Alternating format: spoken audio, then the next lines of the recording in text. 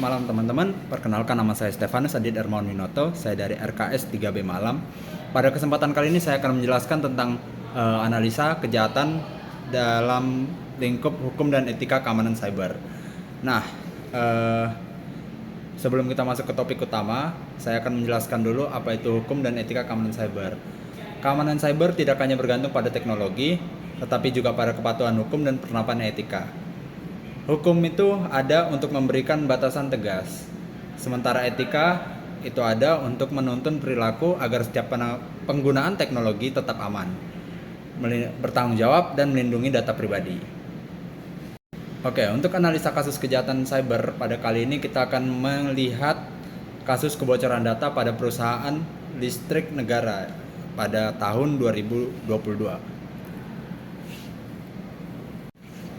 Latar belakang terjadinya kasus ini itu pada bulan Agustus di tahun 2022. Publik dikejutkan dengan adanya seorang hacker yang mengaku memiliki data pelanggan PLN. Data tersebut berjumlah sekitar 17 juta dengan data-data seperti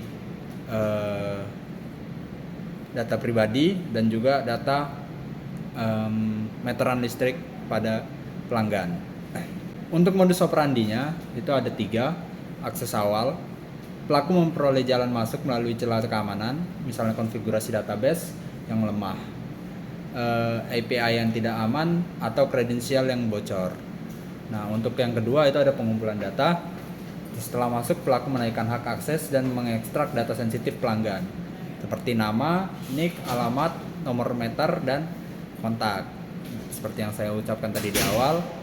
Lalu ada eksfiltrasi dan publikasi. Nah, di tahap ini hacker itu berhasil mengumpulkan data dan diekspor keluar, dibagikan secara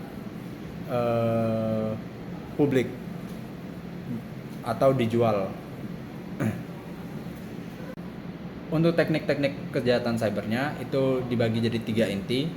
Ada akses dan kompromi. Nah, di dalam situ ada database atau layanan publik, di mana ini adalah sebuah asetnya.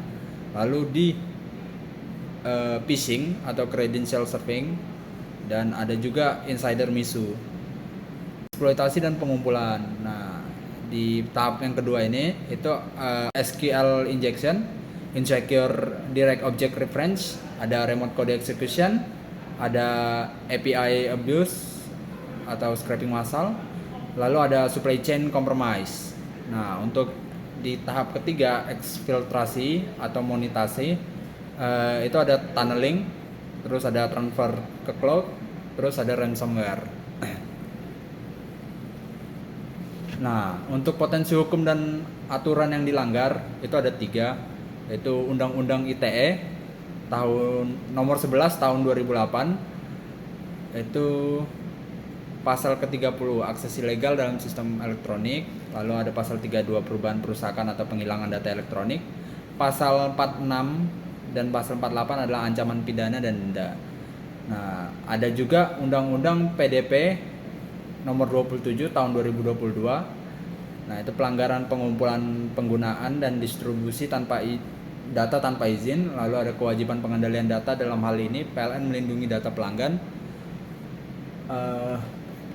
Terus ada PP nomor 71 tahun 2019, yaitu kewajiban penyelenggara sistem elektronik menjaga kerahasiaan dan keutuhan dan ketersediaan data, sanksi administratif hingga pencabutan izin operasional, seperti itu.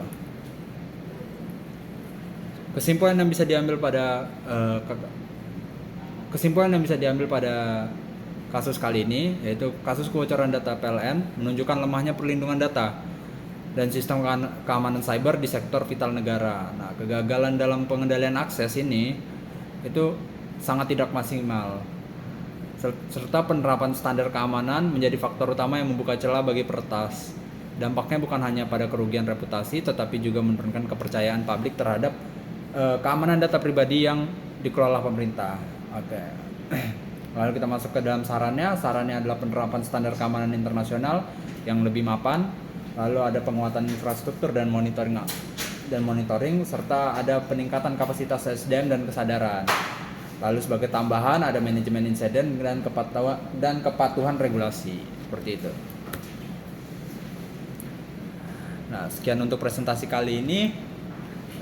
Jika ada kata-kata yang terlalu cepat atau sulit dipahami, mohon dimaafkan. Sekian, terima kasih. Bye bye.